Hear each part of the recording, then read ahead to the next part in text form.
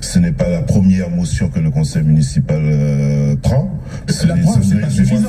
C'est pas suffisant. On ne peut pas se contenter d'alerter, monsieur le maire. Il faut convaincre, il faut vérifier. L'autorité avec dans notre sens. Et c'est cela qui marche. C'est une façon de procéder qui n'est pas la bonne. C'est simplement parce qu'on n'a pas de bonne réponse. Messieurs, dames, je peux? Oui, allez, terminer pour qu'on puisse avancer sur des compétences directement du maire.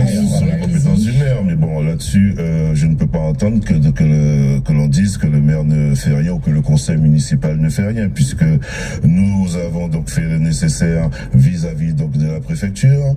À chaque déplacement, d'ailleurs, nous interpellons sur cette problématique, mais qu'une compétence qui n'est pas du fait donc de la mairie.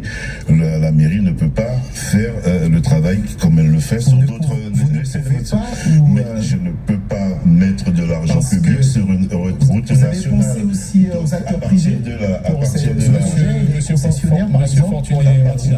effectivement, dans le cadre de l'aménagement du territoire, et ce n'est pas depuis, ça ne fait pas 30 ans, puisque le PLU, vous-même vous l'avez dit, a été accepté en octobre 2023. Donc ça fait maintenant 2 ans que les services de l'État et les services déconcentrés ont accepté physiquement sur le papier que ces voies donc de dégagement qui sortent depuis la Pointe Liberté et qui arriveront à Tonat puissent se faire. Après, quand on me parle effectivement qu'il faut Yakara, machin, la politique c'est pas de la magie, monsieur.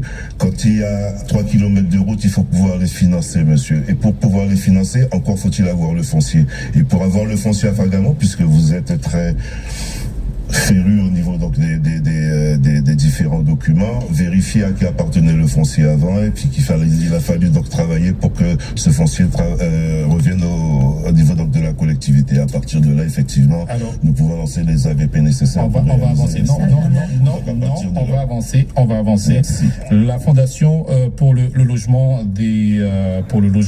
défavorisé, donc ex-fondation Abbé Pierre, vient de publier un rapport sur l'état du mal logement en France, avec donc un volet qui concerne nos régions. Et pour la Guyane, on recense en 2022 près de 38 000 logements indignes, soit 43% des résidences principales. Alors Macoya n'a pas attendu ce rapport. Vous connaissez cette réalité avec Sablance, Mexico. Quelle réponse, messieurs, dames, très rapidement? Bon, si le maire ne réagit pas, c'est bien parce que je me souviens. Je n'avais parlé. Allez-y. Monsieur le maire, vous savez, le temps parfois a raison de nous, et si on prend trop de temps, les situations